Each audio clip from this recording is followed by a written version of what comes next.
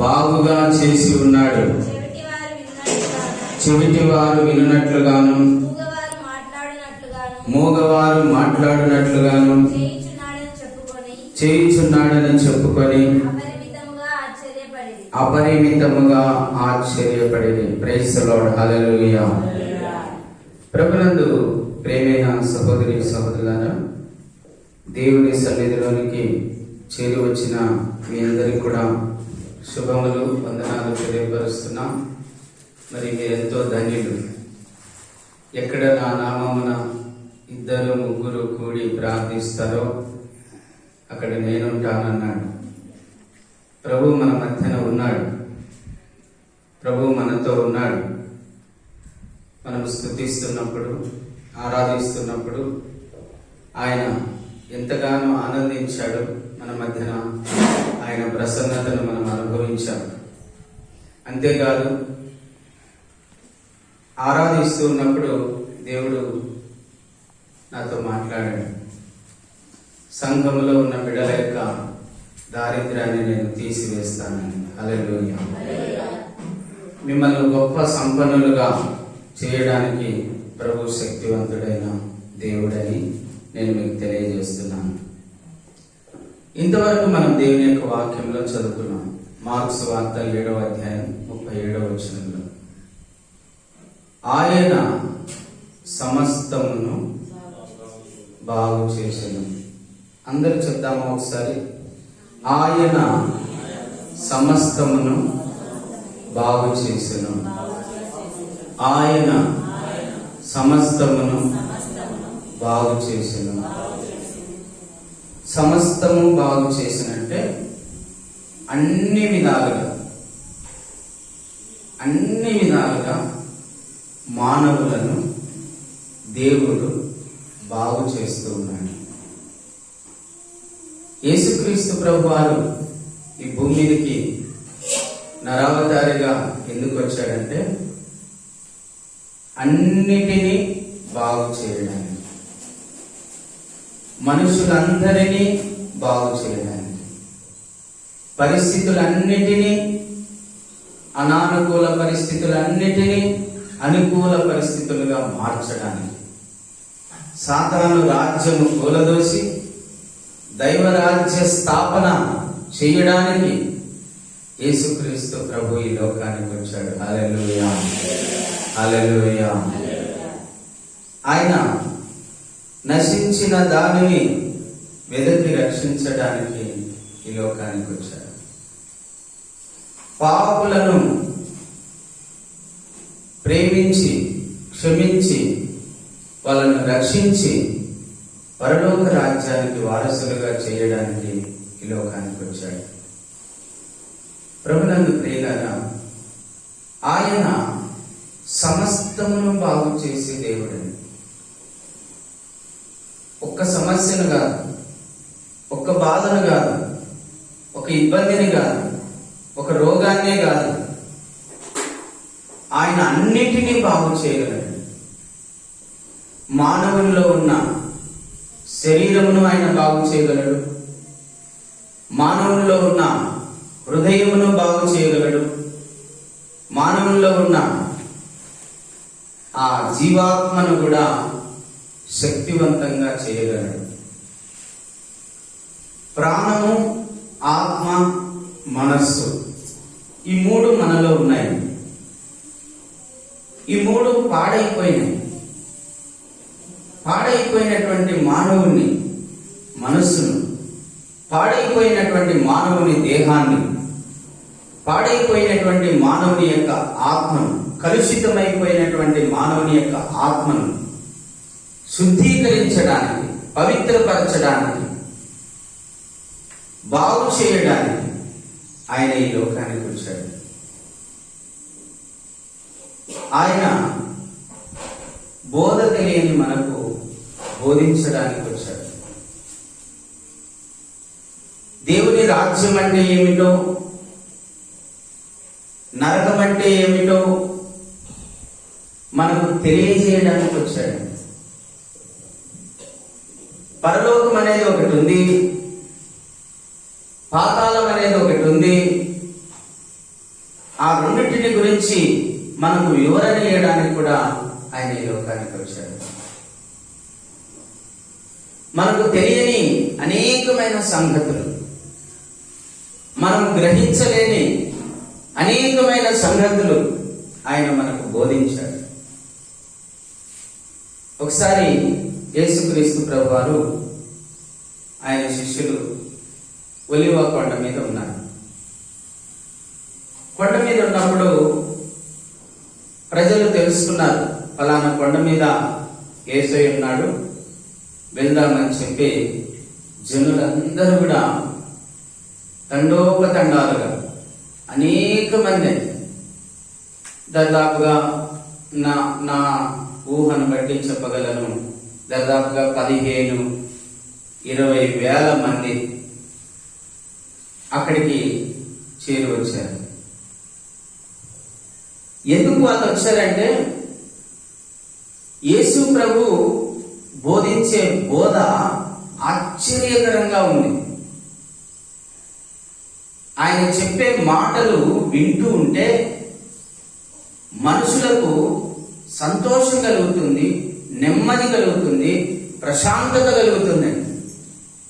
ఆయన చెప్పే మాటలు వింటూ ఉంటే వాళ్ళ జీవితాలకు అర్థం, పరమార్థం చేకూర్చబడుతుందండి. అందుకే వాళ్ళు అంతమంది యేసుప్రభు దగ్గరికి తరలి వచ్చారు. వినాలి, ఆయన ఏదో పరలోకపు సంగతులు చెప్తూ ఉన్నాడు, పాతాళం యొక్క వివరణ ఆయన ఇస్తూ ఉన్నాడు. మానవులందరూ దేవుని రాజ్యానికి వారసులు కావాలంటే ఏం చేయాలనో ఆయన చెప్తున్నాడంట. విందాం పదండి అని ప్రజలు గుంపులు గుంపులుగా వచ్చారండి. యేసు ప్రభు ఎక్కడుంటే అక్కడ జనులు గుంపులుగా వచ్చారు. వచ్చి ఆ బోధ వింటూ ఉన్నారు. యేసు ప్రభు చెప్తూనే ఉన్నాడు. చెప్తూ ఉంటే 3 రోజులు అయిపోయిందండి. 3 రోజులైనా వాళ్ళు కదలలేదు. 3 రోజులు యేసు ప్రభు చెప్పే బోధ వింటూనే ఉన్నారు. 3 రోజులైంది,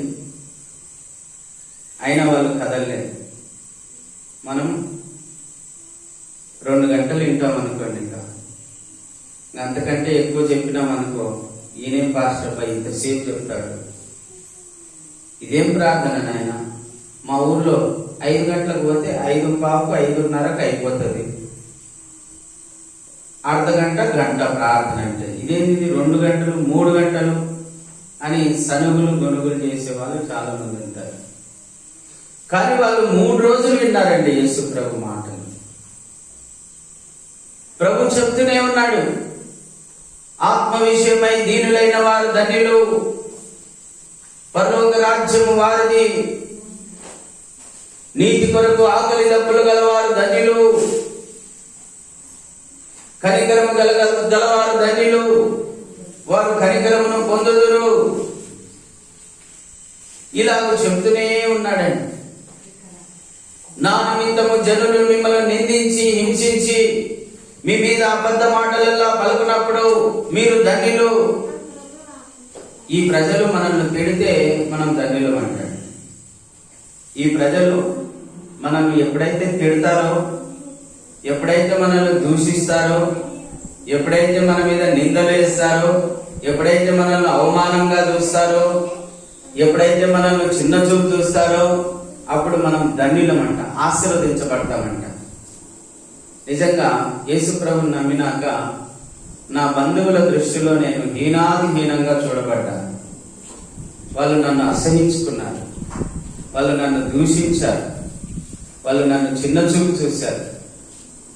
అయినా కూడా నేను లెక్క చేయలేదని. ఎందుకంటే నాకు అనుగ్రహించబడిన దేవుడు సృష్టికర్త అయిన దేవుడు. హల్లెలూయా, హల్లెలూయా. నాకు అనుగ్రహించబడిన దేవుడు, నన్ను పిలిచిన దేవుడు, నన్ను ఏర్పాటు చేసుకున్న దేవుడు, సృష్టికర్త అయిన దేవుడు. అందుకే నేను ఏం బాధపడలేదు. అయినా నేను ఒకటే అనుకున్నాను, ఎంతమంది బంధువులుండి నన్ను ఆదుకున్నారు, ఎంతమంది స్నేహితులుండి నన్ను ఆదుకున్నారు, ఎంతమంది నా ఇంటి వాళ్ళు ఉండి నన్ను ఆదుకున్నారు? ఎవరు మనల్ని ఆదుకోరండి. మన ప్రభు అయిన యేసుక్రీస్తు మాత్రమే మనల్ని ఆదుకుంటాడు. హల్లెలూయా. యేసయ్య నామమునకే మహిమ కలుగును గాక. ప్రభు చాలా విషయాలు చెప్పాడండి. ఇదిగో మీరు ఎవరికి తీర్పు తీర్చదు. ఒకవేళ మీరు తీర్పు తీరిస్తే అదే తీర్పు మీ మీదకి వస్తుంది. కాబట్టి తీర్పు తీర్చదు. ఒక స్త్రీని మోహపు చూపుతో చూస్తే అప్పుడే మీ హృదయంలో మీరు వ్యభిచరించిన వారు అవుతారు. కాబట్టి మోహపు చూపులు చూడొద్దు. నీ సహోదరుని ద్రోహి, వ్యర్థుడా అని నువ్వు అనద్దు. అంటే అప్పుడే నువ్వు నిత్య నరకాగ్నికి వారసును అవుతావు. నరహత్య చేసిన దానికంటే ఎక్కువ పాపం. ద్రోహి, వ్యర్థుడా అని నీ సహోదరుని గాని నీ సహోదరిని గాని అంటే నరహత్య చేసిన దాంతో సమానంగా తప్పును ఎంచుతూ ఉన్నాడండి దేవుడు. అంటే నరహత్య చేయాల్సిన అవసరం లే. ఒకరిని పట్టుకొని బాగా దూషించి ఆ మాటలతో వాళ్ళను చంపితే వాళ్ళను నరహత్య చేసినట్టే. మనం సూటిపోటి మాటలు మనం మాట్లాడకూడదండి. బాధించే మాటలు, అరే ఈ మాట మాట్లాడితే ఆమె మనస్సు నొచ్చుకుంటుందేమో, లేదా ఆ అన్న మనస్సు నొచ్చుకుంటుందేమో అని ఆలోచించాల్సినటువంటి విధానంలో మనం జీవించాలి. ఎవరిని నొప్పించేవారిగా కానీ ఎవరిని బాధించేవారిగా కానీ మనం ఉండకూడదు. ద్రోహి, వ్యర్థుడా. కానీ ఇప్పుడు ఇంగ్లీష్ బాగా నేర్చుకున్నారు కాబట్టి యూజ్లెస్ ఫెలో అంటాం. అయితే యూజ్లెస్ ఫెలో అంటే చాలా అంటారు. నువ్వు నిత్య నరకాగ్నికి దగ్గరలో ఉన్నావని అర్థం. ప్రభువు బోధించినటువంటి బోధలండి. మీరు ఏం విత్తుతారో అదే కోస్తారు. అంతేకాదండి, ప్రభు చాలా విషయాలు చెప్తూ ఉన్నాడు. మీరు క్రీస్తు అనే బండ మీద ఇల్లు కట్టుకోండి. నా మాటల చేత మీరు మీ జీవితాన్ని కట్టుకోండి. అప్పుడు మీరు స్థిరంగా ఉంటారు. హల్లెలూయా. ఇల్లు కట్టబడాలంటే పునాది బాగా ఉండాలి. పునాది ఉంటేనే దాని మీద గోడలు కడతాం, తర్వాత స్లాబ్ వేస్తాం, అది నిలబడుతుంది. పునాది లేకుండా ఇల్లు కడితే అది నిలబడదు. మనం కూడా పునాది ఎక్కడ వేయాలంట? క్రీస్తు మీద వేయాలి. యేసుక్రీస్తు మీద. క్రీస్తు అనే బండ మీద మనం పునాది వేసి మన జీవితాన్ని ఆయన మాటల చేత, ఆ సజీవమైన రాళ్ళ వంటి ఆయన మాట చేత మన జీవితాన్ని మనం కట్టుకుంటే మనల్ని ఎవ్వరూ కదిలించలేరు. హల్లెలూయా. గాలి వచ్చినా మనల్ని ఏం చేసుకోలేదు. గాలి అంటే సైతాన్. గాలి వచ్చినా మనల్ని ఏం చేసుకోలేదు. పెద్ద వరదలు వచ్చినా ఏం చేసుకోలేవు. మనల్ని పడద్రోయలేవండి అవి. అందుకే యోహాను సువార్త 5వ అధ్యాయం 24వ వచనం చదవమా. యోహాను సువార్త 5వ అధ్యాయం 24వ వచనం. నా మాట విని నన్ను పంపిన వాని యందు విశ్వాసముంచువాడు నిత్య జీవం గలవాడు. వాడు తీర్పులోనికి రాక మరణములో నుండి జీవములోనికి దాటి ఉన్నాడని మీతో నిశ్చయముగా చెప్పుచున్నాను. హల్లెలూయా. ఇప్పుడు చెప్పండి, మనకు ఏం అవసరం? దేవుని మాటలు అవసరం. దేవుని మాటలే మన జీవితాన్ని కడతాయి. దేవుని మాటలే మనకు జీవం ఇస్తాయి. దేవుని మాటలే మనకు బ్రతుకునిస్తాయి. దేవుని మాటలే మనకు శక్తిని ఇస్తాయి. యేసు ప్రభు సైతాన్తో ఏమన్నాడు? మనుషులు కేవలం రొట్టె వలన మాత్రము కాదు, దేవుని నోటి నుండి వచ్చి ప్రతి మాట వలన జీవిస్తారు. నేను చెప్తాను, రొట్టె కంటే ఎక్కువ శక్తినిచ్చేది మనకేంది? దేవుని వాక్యము, మన యేసు ప్రభు వాక్యము.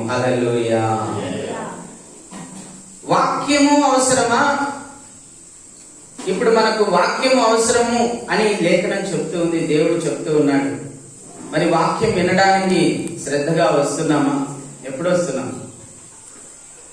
వాక్యం అంతా అయిపోయి చివరిలో వచ్చి బల్ల తీసుకొని వెళ్ళిపోయేటోళ్ళు చాలా మంది ఉన్నారు. పాటలన్నీ అయిపోయినాక వచ్చిన వాళ్ళు కొంతమంది ఉన్నారు. చివరిలో ఆశీర్వాద ప్రార్థన ఇచ్చేటప్పుడు కొంతమంది వచ్చి ఆశీర్వాదం తీసుకున్నాను కానీ వెళ్ళిపోయేటోళ్ళు ఉన్నారు. కానీ నిజంగా వాళ్ళు ఆశీర్వదించబడతారా?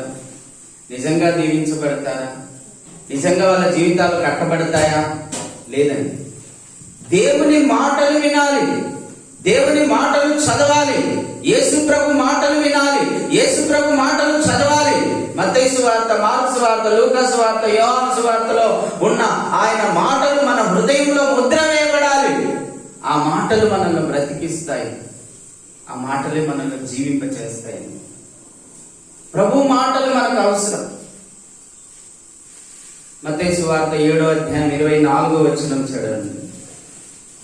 మత్తయి సువార్త 7వ అధ్యాయం 24వ వచనం. కాబట్టి ఈ నా మాటలు విని వాటి చొప్పున చేయు ప్రతి వాడు బండ మీద తన ఇల్లును కట్టుకొనిన వానిని పోలి ఉండును.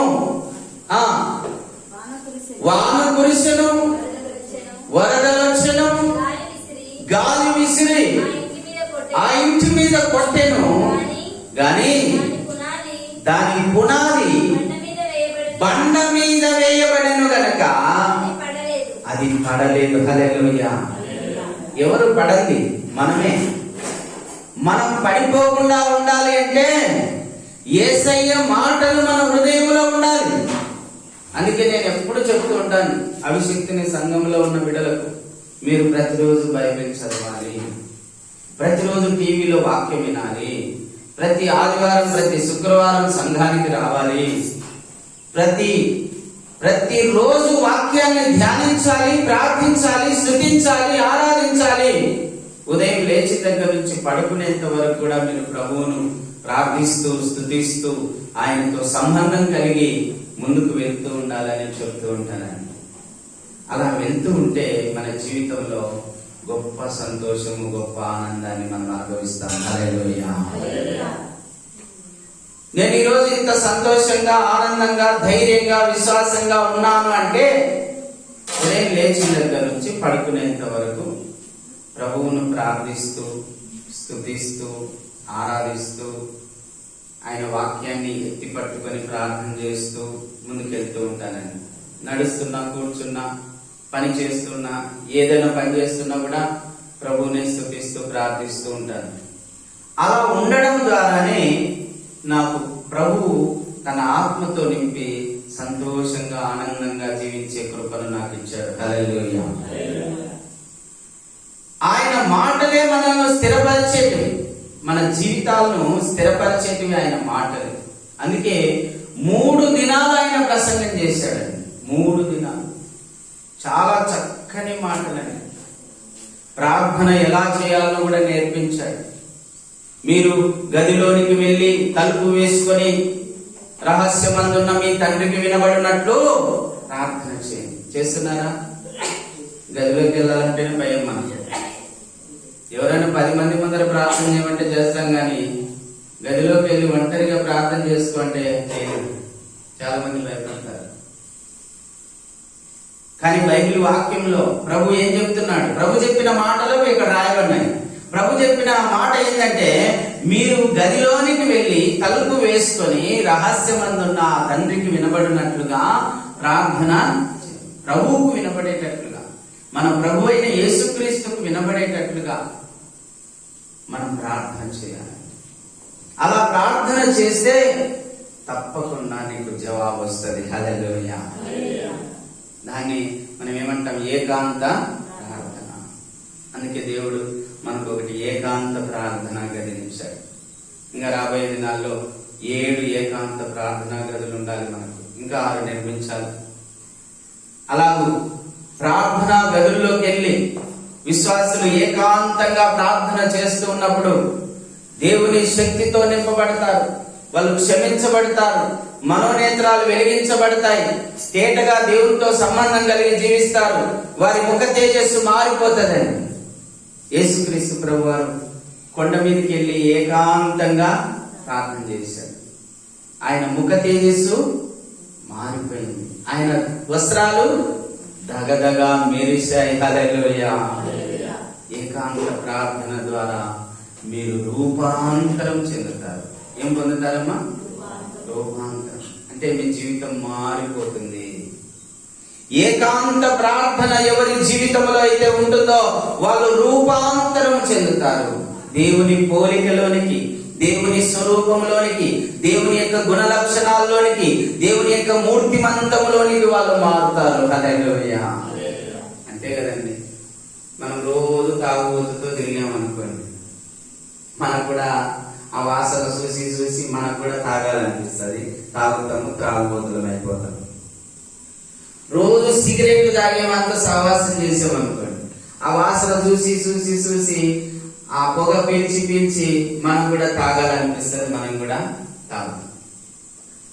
అదే మనం దేవునితో సహవాసం చేసామనుకో, దేవుని గుణ లక్షణాలు, దేవుని మూర్తిమంతము, దేవుని మహిమ, దేవుని ఆత్మశక్తి, దేవుని యొక్క ఆ స్వచ్ఛత, ఆ దేవుని యొక్క మనస్సు, దేవుని యొక్క పరిశుద్ధత మనకు కూడా వస్తాయి. చప్పట్లు కొట్టి దేవునామాన్ని యేసయ్య నామమునకే మహిమ కలుగును గాక. అందుకే నేను మన అభిషిక్తిని సంఘాల్లో చెప్తూ ఉంటాను, అమ్మా మీరు ఏకాంత ప్రార్థన చేసుకోవాలి. మీరు ఇల్లు కట్టుకునేటప్పుడు ఒక 4x4 ప్రార్థనా గదిని నిర్మించుకోండి. ఒక 4 అడుగులు వెడల్పు, 4 అడుగులు పొడవు చాలు ఒక ప్రార్థనా గది మీకు. ఏకాంతంగా ప్రార్థన చేసుకోవడానికి ఒక గదిని నిర్మించుకోండి. మీరు ఇల్లు కట్టుకునేటప్పుడు ఏకాంత ప్రార్థన ద్వారా మీరు రూపాంతరము చెందుతారు. ఏకాంత ప్రార్థన ద్వారా ప్రభు యొక్క స్వరూపము మీలోనికి వస్తుంది. ప్రభు యొక్క శక్తి మీలోనికి వస్తుంది. ప్రభు యొక్క మహిమ మీలోనికి వస్తుంది. ప్రభు యొక్క మనస్సు మీకు అనుగ్రహించబడుతుంది. ప్రభు యొక్క గుణ లక్షణాలు మీకు అనుగ్రహించబడతాయండి. హల్లెలూయా. ఆ విధంగా దేవుడు మనకు సహాయం చేయునుగాక. 3 దినాలు ప్రసంగిస్తూ ఉంటే వాళ్ళు వింటూనే ఉన్నారు. తెచ్చుకున్న ఆహారం కూడా అయిపోయింది, కానీ వాళ్ళకి ఆకలి అనిపించలేదు. మీరు ఎప్పుడైనా చదివి చూసారా బైబిల్ పొద్దున్నే బైబిల్ ముందర పెట్టుకుని చదువుతూ ఉన్నాడు. నేను చదివాను. ఉదయం మొదలు పెడితే సాయంకాలం 3 గంటల వరకు కూడా చదివాను. ఒక్కొక్క రోజు 50 అధ్యాయాలు, ఒక్కొక్క రోజు 100 అధ్యాయాలు అట్లా చదివాను. అయితే చదువుతూ ఉండే కొద్దీ మన దేహంలో శక్తి వస్తుంది, ఇక ఆకలిని అనిపించదండి. హల్లెలూయా. మీరు కూడా ట్రై చేయండి కావాలంటే. ఇంటికి పోయినాక ఒక 50 అధ్యాయాలు, 100 అధ్యాయాలు చూడండి, చదవండి. అసలు ఆకలి అనిపించదండి. ఎందుకంటే ప్రభు చెప్పాడు కదా, రొట్టె కంటే మంచి ఆహారం ఏంది? వాక్యము. చికెన్ కంటే, మటన్ కంటే మంచి ఆహారం ఏంది? వాక్యము. కానీ దేని నిర్లక్ష్యం చేస్తాం? ప్రార్థన అయినా చేసుకుంటాం, కానీ వాక్యం మాత్రం చదువుతాం. ప్రార్థన అయితే చేసుకుంటాం, ఎందుకంటే మన అవసరాలు కాబట్టి. మన అవసరాలు తీరద్దు. మన అవసరాలు తీరడం కోసం ప్రార్థన అయితే చేసుకుంటాం, కానీ వాక్యం మాత్రము చదవము, వినము. వినడం అంటే ఇష్టంలే మనకు, చదవడం అంటే ఇష్టంలే, కానీ ప్రార్థన చేయమంటే చేస్తాం. ఎందుకంటే మన అవసరాలు చెప్పుకోవద్దు ఆయనకు. స్తుతి ఆరాధన చేయమంటే కూడా చేయలేరండి.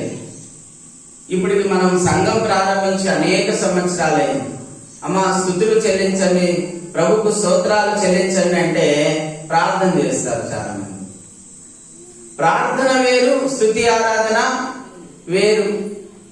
దేవుడు చేసిన మేలులను బట్టి, దేవుడిచ్చిన రక్షణను బట్టి, దేవుడు చేసిన శిలువ యాగమును బట్టి ప్రభువును స్తుతించడం ఆరాధన. ఈరోజు ఆరాధన కూడిక అంటే మనం ప్రభు శిలువలో మన కోసం చేసిన ఆ యజ్ఞమును గుర్తు చేసుకుంటూ ఆయనను ఆరాధించండి.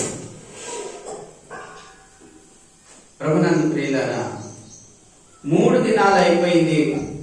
ఇంకా ఒక శిష్యుడు వచ్చాడు, పేతురు వచ్చాడు యేసు ప్రభు దగ్గరికి. అయ్యా అయ్యా, వీళ్ళు బాగా ఆకలిగా ఉన్నారు, వీళ్ళను త్వరగా ఇంటికి పంపించేస్తే ఇంటికి పోయి వండుకొని తింటారు, ఇంటికి పోయి వండుకొని తింటారు, పంపించేద్దామన్నాను. అంటే ప్రభు అన్నాడు, వీరికి మనమే భోజనము పెట్టాలి, వీరికి మనమే ఆహారం ఇవ్వాలి. అంటే ఒక ఆయన అన్నాడు లెక్కల మాస్టర్, అయ్యా ఇంతమంది జనాలకు భోజనం పెట్టాలంటే కనీసం 200 దేనారాలు కావాలన్నాడు. అంటే కూడా ప్రభు వినలేదు, లేదు మనమే పెట్టాలి. సరే, చాలా మంది ఉన్నారు అక్కడ, 5,000 మంది పురుషులు అని రాయబడింది. 5,000 మంది పురుషులు, 5,000 మంది స్త్రీలు, పిల్లలంటే ఒక్కొక్కరికి ఒకరు ఉంటారు కదా, దాదాపుగా 15,000 20,000 మంది అక్కడ ఉన్నారు. వాళ్ళందరినీ చూస్తూ ప్రభు ఒక మాట అన్నాడు, మీ దగ్గర ఏమైనా ఉందా అన్నాడు. మా ఇక్కడ ఏంటమ్మా, అక్కడ చూడాలి వంట చేసేటోళ్ళకి, మీ దగ్గర ఏమైనా ఉందా అన్నాడు. అంటే ఒకరి ముఖాలు ఒకరు చూసుకోండి, తెచ్చుకునేవి ఉంటాయి కదండి. ఇప్పుడు 3 రోజులు క్యాంప్ అని తెలుసు, 3 రోజులు కావాల్సినంత రొట్టెలు బన్నులు ఇట్లాంటివన్నీ తీసుకుపోయింటారు కదా. ఒకవేళ 3 రోజులు తినంగా ఒక్కొక్కరి దగ్గర ఒక రొట్టెనో 2 రొట్టెలో మిగిలి ఉంటాయి, కానీ ఇవ్వడానికి మాత్రం ఇష్టపడరు. ప్రభు ఏమన్నాడంటే, మీ దగ్గర ఏమైనా ఉందా అన్నాడు. ఏమైనా రొట్టెలు ఉన్నాయా అని అడిగాడు. అడిగితే ఉంటాయి, నాకు తెలిసి నేను అన్ని వేల మందిలో ఒకరి దగ్గర ఒక 5, ఒకరి దగ్గర ఒక 10, ఒకరి దగ్గర ఒక 2, ఒకరి దగ్గర 1 ఉండొచ్చు. నేను బాగా ధ్యానించినప్పుడు నాకు ఆలోచన వచ్చింది, ఉన్నాయి కానీ వాళ్ళు ఇవ్వడానికి ఇష్టపడలేదు. ఇప్పుడు మీరే ఉన్నారండి, మీరందరూ 15,000 20,000 మంది ప్రజలు అనుకున్నాం. యేసు ప్రభు బోధిస్తున్నాడు అనుకుందాం. ప్రభు అన్నాడు, మీ దగ్గర ఏమైనా ఉందా అన్నాడు. తెచ్చుకున్న దాంట్లో ఉన్నాయి మీ దగ్గర, కానీ ఒక్క పాప మాత్రము యేసు ప్రభు మనసు ఎరిగి, యేసు ప్రభు హృదయాన్ని ఎరిగి, యేసు ప్రభుకు ఇవ్వాలి అనే ఆలోచన వచ్చి యేసు ప్రభు దగ్గరికి తీసుకొని వస్తుందండి. 5 రొట్టెలు 2 చేపలు. అక్కడ ఒక పాస్టర్ ఉన్నాడు, ఆంధ్రేయ. ఆయన దగ్గరికి వెళ్ళి, అయ్యా నా దగ్గర ఇవి ఉన్నాయంటే, ఆంధ్రేయ చిన్న పిల్లలు ఆ పాపను తీసుకొని యేసు ప్రభు దగ్గరికి వచ్చి, అయ్యా ఈ చిన్న పాప దగ్గర 5 రొట్టెలు 2 చేపలు ఉన్నాయంటే ఇవి చాలు అన్నాడు. హల్లెలూయా. వెంటనే 5 రొట్టెలు 2 చేపలు ఆకాశం వైపు పైకెత్తి ఆశీర్వదించాడు. ప్రభు ఎప్పుడైతే ఆశీర్వదించి అవి గంపల్లో వేసి అందరినీ భక్తులుగా కూర్చోబెట్టండి, అందరికి వరుసగా వడ్డించండి అన్నాడు. ఈ గంపలలోకి వడ్డిస్తుంటే అవి అయిపోవడం లేదు. Praise the lord. హల్లెలూయా. వడ్డిస్తుంటే వస్తున్నాయి. దాదాపుగా 15,000-20,000 మంది కడుపు నిండా తిన్నారు, తృప్తిగా తిన్నారు. తృప్తిగా అంటే కడుపు నిండా వాళ్ళు తృప్తి పడ్డారండి. అంటే రుచి కూడా ఉన్నాయంటూ లెక్క. నిజమేనండి, దేవుడు ఆశీర్వదించినవి రుచికరంగా ఉంటాయి. దేవుడు ఆశీర్వదించినవి ఎన్నటికీ తరిగిపోవు. దేవుని చేత నువ్వు ఆశీర్వదించబడి ఉన్నావా? నీకు ఇంకా చావు లేదు. దేవుని చేత నువ్వు ఆశీర్వదించబడినావా? ఇక నీకు ఏ లోటు ఉండదు. దేవుని చేత ఆశీర్వదించబడిన ఆ చేపలు, దేవుని చేత ఆశీర్వదించబడిన ఆ రొట్టెలు విస్తరించాయి. నువ్వు కూడా విస్తరిస్తావు. దేవుని చేత ఆశీర్వదించబడిన వ్యక్తి గాని, దేవుని చేత ఆశీర్వదించబడిన రొట్టె గాని, దేవుని చేత ఆశీర్వదించబడిన చేప గాని ఏదైనా సరే అది విస్తరిస్తుంది.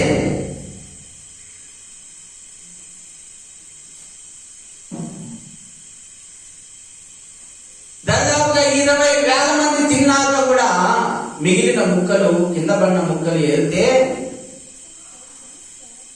12 గంపలు మిగిలేయండి. హల్లెలూయా. ఈ 12 గంపలు ఎవరికండి? పంచినోళ్ళకు, సేవకులకు, యేసు ప్రభు శిష్యులకు 12 మందికి 12 గంపలు మిగిలినాయి. నేను అందుకే మన సంఘంలో ఎప్పుడూ చెప్తూ ఉంటాను, అమ్మా మీరు కేవలం వచ్చిపోయే వారిగా కాకుండా కొంచెం పని చేసే వారుగా ఉండండి. పని చేసే వారిగా ఉంటే గంపలతో వస్తాయి మనకు. హల్లెలూయా. పని చేసేవానికి గంపలతో అండి, వినేవానికి కడుపు నిండా తృప్తిగా భోజనం దొరుకుతుంది. హల్లెలూయా. నేను చాలా ప్రార్థనలకు వెళ్ళాను. ప్రార్థనా కూటాల్లో భోజనం పెడితే ఆ భోజనం తింటే ఎంత రుచికరంగా ఉంటుందండి. ఎందుకంటే అది దేవుడు ఆశీర్వదించినది. హల్లెలూయా.